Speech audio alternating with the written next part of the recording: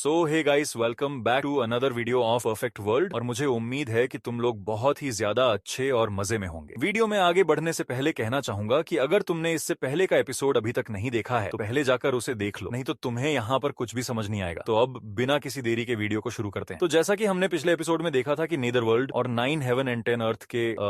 Young generation के बीच battle start हो गया था, जहां पर शी-हाओ वॉइड किंग बीस्ट से लड़ रहा था, जो उसे खाने की कोशिश कर रहा था। और तो और वो बीस्ट किंग वॉइड में भी मर्ज हो जा रहा था, जिसकी वजह से वो नजर भी नहीं आ रहा था। यहाँ पर इसका cultivation level heavenly deity realm में बताया गया था, जहां पर उसकी लड़ाई शी-हाओ से होती है, जो कि शी-हाओ को बराबरी का टक्कर दे रहा था। लेकिन शी-हाओ ने भी अपने बेसिक से 6 डाओ ऑफ रीइंकार्नेशन स्क्रोल को एक्टिवेट कर लेता है, जिससे वो वॉइड किंग बीस्ट के सभी अटैक को रोक पा रहा था। और उसने 10th बार भी हेवनली स्किल को एक्टिवेट कर लिया था, जिससे वॉइड किंग बीस्ट हैरान हो जाता है, क्योंकि कोई भी पेटिशनर सिर्फ 9 बार ही हेवनली स्किल का इस्तेमाल कर सकता था। लेकिन वो बीस्ट किंग भी अपने 3 डो फ्लावर टेक्निक का यूज करते हुए उसके हेवनली अटैक को रोक लेता है, जिसके साथ ही वो शी-हाओ को एक फर्नेस में कैद कर देता है। लेकिन शी-हाओ ने अपनी इमोर्टल गॉड बॉडी को एक्टिवेट कर लेता है, जिससे वो उस बीस्ट किंग को बुरी तरीके से पीटने लग गया था। और वो लगातार उसे पीटता ही जा रहा था, जिससे वॉइड किंग बीस्ट काफी बुरी तरह से घायल हो गया था। अब आगे तो इस एपिसोड की शुरुआत होती है और हमें दिखाया जाता है कि शी-हाओ अब अपनी इमोर्टल गॉड बॉडी को डीएक्टिवेट करते हुए पूछने लगता है कि आखिर तुम्हारे नेदर वर्ल्ड की असली योजना क्या है, आखिर तुम लोग करना क्या चाहते हो, और तुम्हारे रियलम का वो ग्रेट इमोर्टल कौन है। मुझे तुम्हारे रियलम के बारे में सब कुछ जानना है। जो सुनकर वो बीस्ट किंग खड़ा हो जाता है और कहने लगता है कि ये राजा मरना पसंद करेगा, लेकिन मैं अपनी दुनिया के बारे में एक शब्द भी तुम्हें नहीं बताऊंगा। मैं उनके साथ गद्दारी कभी भी नहीं करूंगा, फिर चाहे भले ही मैं यहाँ पर मर ही क्यों ना जाऊं। जो कहते हुए वो यहाँ पर एक जोरदार दहाड़ लगाता है। अब ये सुनकर तो शी-हाओ यहाँ पर गॉडेस लियू की ट्री ब्रांचेस का यूज करना शुरू कर देता है, जो कि उसे पूरी तरीके से जकड़ लेता है, जिससे उसके ऊपर काफी ज्यादा प्रेशर पड़ने लगता है। जहां पर अब शी-हाओ अपनी सोल सर्चिंग टेक्निक का इस्तेमाल करने लगता है और उसकी सोल को खींचने लग जाता है, जिससे वॉइड बीस्ट किंग की सोल बाहर निकल कर आ रही थी। लेकिन वो बीस्ट किंग अपनी सोल को रोकने की कोशिश कर रहा था, जिस पर शी-हाओ कहने लगता है कि तुम इतने जिद्दी हो कि तुम मेरी सोल सर्चिंग टेक्निक का विरोध करने की हिम्मत कर रहे हो। जहां पर अब हम देखते हैं कि वो बीस्ट किंग कहने लगता है कि तुम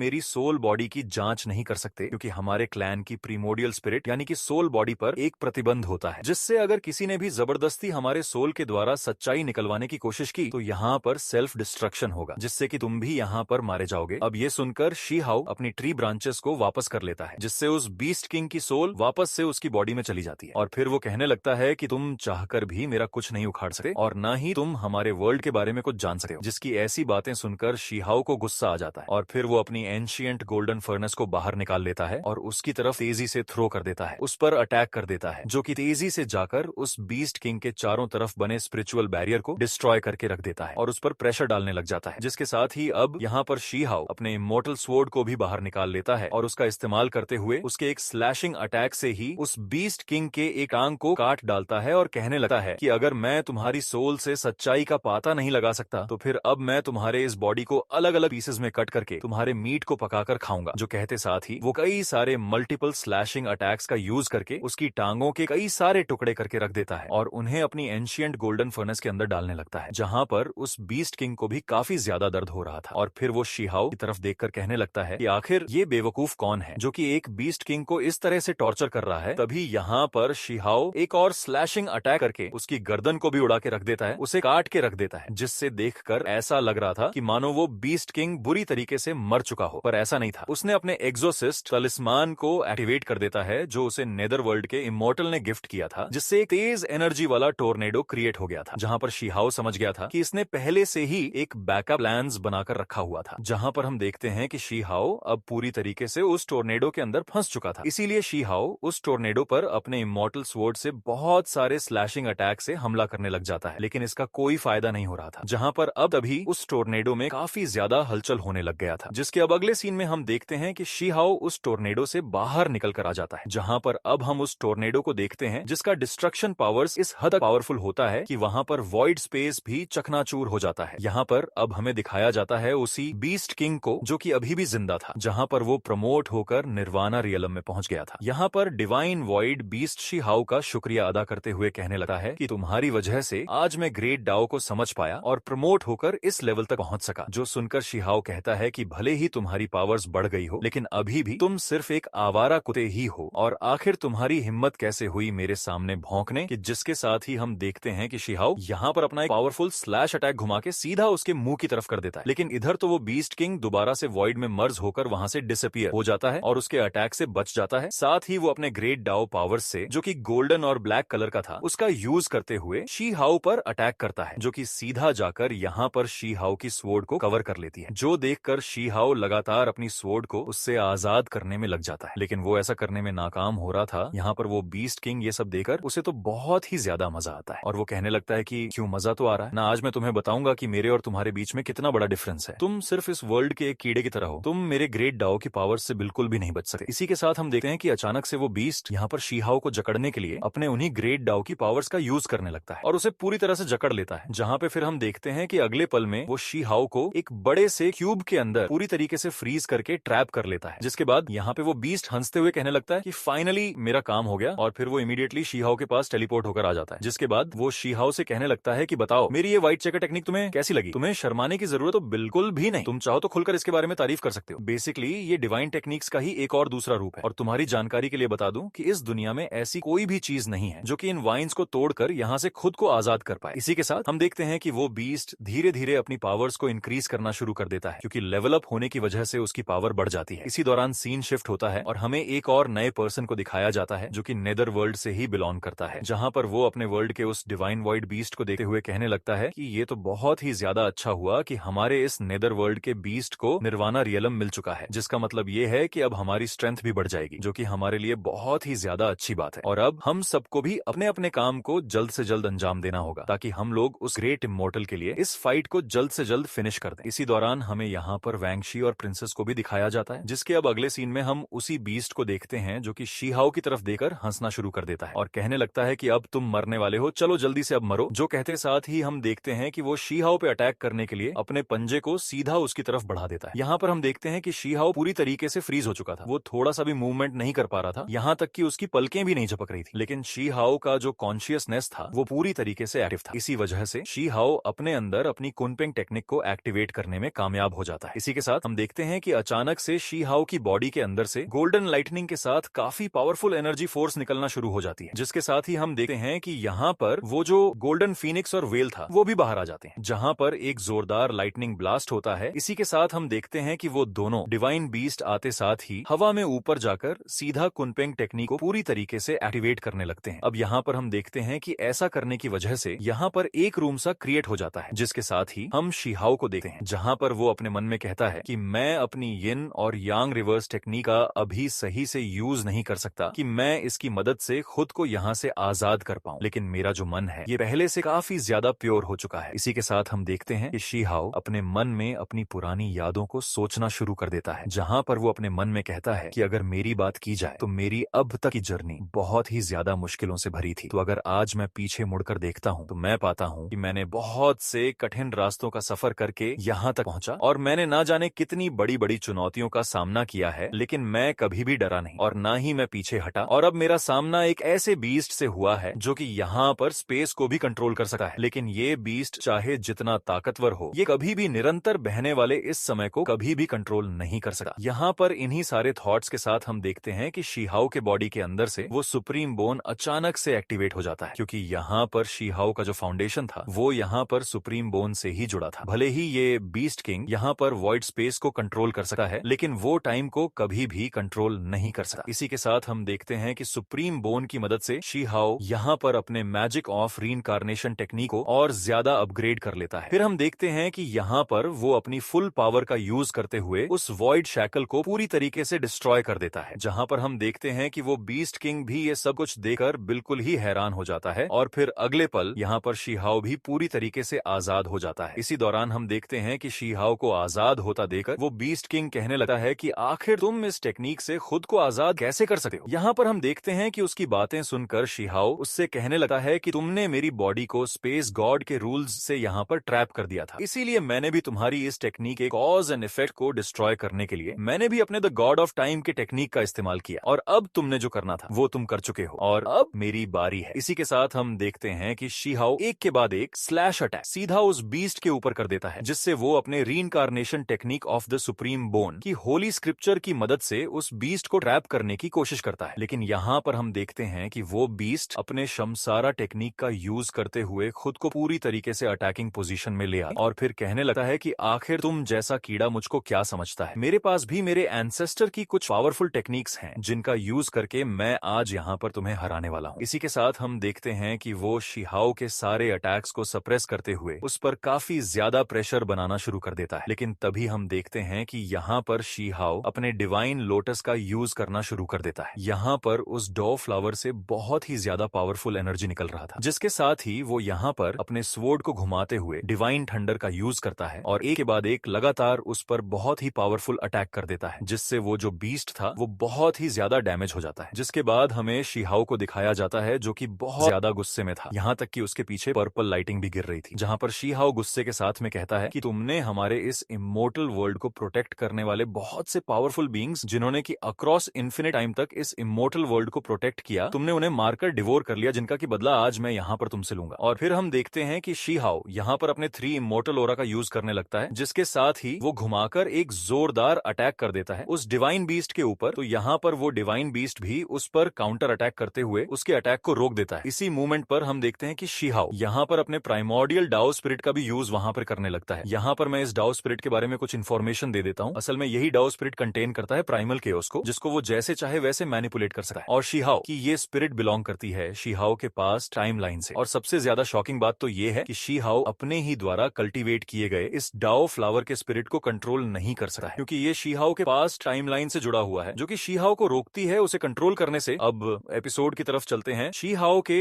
इस डाओ स्पिरिट को यहाँ पर वो बीस्ट किंग भी देख पा रहा था, और यहाँ पर उसके इस टेक्निक्स और उसके इस इन्फिनिट डाओ स्पिरिट को देखकर वो कहने लगा है कि आखिर तुम्हारे पास इतनी ज्यादा पावरफुल टेक्निक्स कैसे आ सकती हैं? क्योंकि ऐसे पावरफुल इंसान को मेरे मास्टर ने 10,000 साल पहले देखा था, जिसने कि ग्रेट डाओ फ्रूट को भी क्रिएट किया था, जिसके पास भी तुम्हारे डाओ स्पिरिट जैसा ही एक डाओ स्पिरिट था, जिसने कि वहां पर सारे इमोर्टल्स को भी हरा दिया था। और अब मुझे लगता है कि वो इंसान और कोई नहीं बल्कि तुम ही थे। लेकिन हम देखते हैं कि शिहाओ अपनी पावर्स को और भी ज्यादा इंक्रीज कर देता है, जिससे उस बीस्ट पर इंटेंस अमाउंट में प्रेशर पड़ने लगता है, जिससे हम देखते हैं कि वो बीस्ट उसे अब और रेजिस्ट नहीं कर पाता और वो वहां पर मारा जाता है। और उसके मरते ही हम देखते हैं कि जिन भी लोगों को उसने डिवोर किया था, अचानक से उन सभी की सोल वहां पर आजाद हो जाती है और सभी लोग शिहाओ का शुक्रिया अदा करना शुरू कर देते हैं। जहां पर शिहाओ उनसे पूछने लगता है कि आखिर इन सबके पीछे का असली सच क्या है, आखिर वो कौन है जो कि इसका असली मास्टरमाइंड है। लेकिन यहाँ पर हम देखते हैं कि वो सभी यहाँ से गायब होने लगते हैं, या फिर ये कह लो कि उनकी आत्माओं को अब शांति मिल गई। जिसके साथ ही हम देखते हैं कि शिहाओ उस बीस्ट के कटे हुए पैर को देखकर कहता है कि चलो कुछ तो बचा उस बीस्ट की बॉडी से। यहाँ पर फिर वो उस बीस्ट के पैर के टुकड़े को अपने फर्नेस में रखकर वापस वहां से चला जाता है, जिसके अब अगले सीन में हम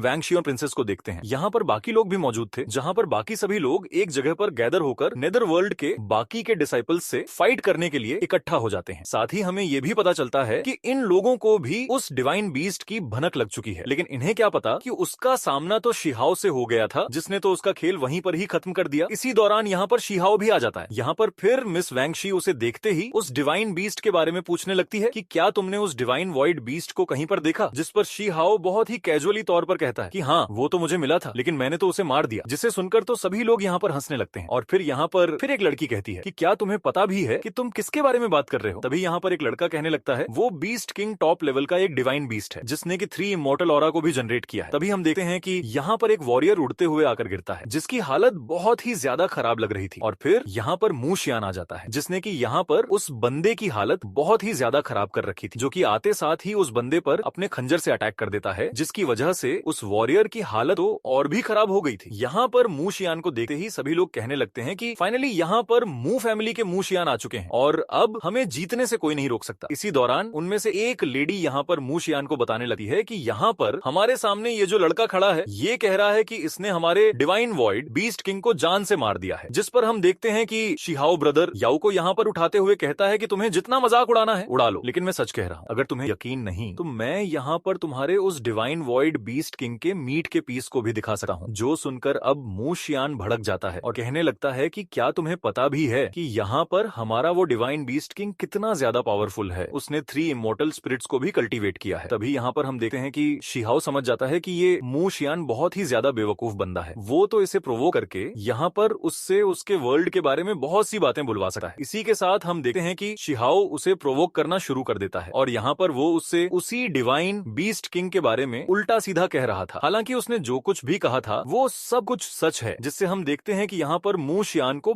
बहुत ही ज्यादा गुस्सा आ जाता है और वो यहाँ पर अपना पावरफुल अटैक शिहाओ पर कर देता है। लेकिन तभी हम देखते हैं कि प्रिंसेस वैंगशी बीच में आकर उसके अटैक को नलिफाई कर देती है और कहने लगती है कि इसके पास सिर्फ 2 इमॉर्टल स्पिरिट ही है और तुम उस पर अपने 3 इमॉर्टल स्पिरिट की पावर्स का यूज करके अटैक कर रहे हो। क्या तुम में थोड़ा सा शर्म नाम की कोई चीज है? जिसकी बातें सुनकर मू शियान भी कुछ नहीं कह पाता। तभी हम देखते हैं कि यहाँ पर उसका एक दूसरा साथी भी आकर शिहाओ पर अटैक करते हुए कहने लगता है कि आपको अपना हाथ गंदा करने की जरूरत नहीं, इसे तो मैं खुद ही कुचल के रख दूंगा। लेकिन हम देखते हैं कि शिहाओ तुरंत ही वहां से गायब होकर ऊपर हवा में जाके अपने एक सिंगल किक से ही उसके सिर को धड़ से अलग कर देता है, जो देखकर तो सभी लोग हैरान हो जाते हैं। यहाँ पर शिहाओ नीचे आते हुए बाकी सबसे कहने लगता है कि किसी और को भी अगर सुसाइड करना है तो वो यहाँ पर आकर मुझसे फाइट कर सकता है। जहाँ पर फिर हम देखते हैं कि यहाँ पर एक पर्सन शिहाओ की इस तरह की फिजिकल स्ट्रेंथ को देखकर सामने आते हुए कहने लगता है कि तुम सब लोग इससे मत उलझो, क्योंकि जरा इसकी बॉडी को देखो, ये किसी ट्रेजर से कम नहीं, ये कोई आम इंसान की बॉडी नहीं है। जहाँ पर हमें शिहाओ के कपड़े के अंदर से उसकी मस्कुलर बॉडी को दिखाया जाता है, जो कि वाकई में देखने में स्ट्रॉन्ग लग रहा था, जो देखकर वो प्रिंसेस गर्ल भी कहने लगती है कि अच्छा, अब मैं समझी कि क्यों सिस्टर वैंगशी इसमें इतना ज्यादा इंटरेस्टेड है। जो सुनकर वैंगशी कहती हैं, अगर तुम्हें भी ऐसा ट्रेजर चाहिए तो मैं तुम्हें उधार में दे सकती हूँ। जिस पर वो प्रिंसेस उसके पास आकर कहती है, क्या तुम सच में मुझे इस तरह के स्ट्रॉन्ग बॉडी वाले इस लड़के को देना चाहती हो? जहाँ पर शिहाओ भी इनकी ऐसी बातें सुनकर परेशान था कि आखिर ये लोग अब किस तरह की बातें करने लगे। इसी दौरान शिहाओ मू शेन से कहता है कि जरा इधर तो आओ, मैं तुम्हें कुछ लेसन सिखाऊंगा। जिसकी ऐसी बातें सुनकर सभी लोग भड़क जाते हैं। यहाँ पर हम देखते हैं कैसे कि तभी वो ड्रैगन में खड़ा हो जाता है और कहने लगता है कि ब्रदर मूशेन, आपको मेरी इंसल्ट का बदला इससे लेना होगा। यहाँ पर हम देखते हैं कि अब ब्रदर मूशेन भी बहुत ज्यादा ताव में आ जाते हैं और आते ही अपनी 3 डाओ फ्लावर टेक्निक को एक्टिवेट कर देते हैं, जिससे वहां पर 3 पावरफुल टॉर्नेडो क्रिएट हो जाते हैं। लेकिन शिहाओ बहुत ही सिंपल से स्पिरिचुअल ऑरा का यूज करते हुए उसके अटैक को नलिफाई कर देता है, जो देखकर यहाँ पर वो प्रिंसेस गर्ल भी कहने लगती है कि मिस्टर मूशेन, मुझे तो लगा था कि यहाँ पर नेदरवर्ल्ड के तुम सबसे ज्यादा ताकतवर कल्टीवेटर होंगे, लेकिन जरा देखो तो तुम तो हमारे सिंगल बंदे को भी झेल नहीं पा रहे। अगर तुम में हिम्मत है तो तुम सिर्फ अपने 2 इमॉर्टल स्पिरिट का यूज करके इससे फाइट करो। इसी के साथ हम देखते हैं कि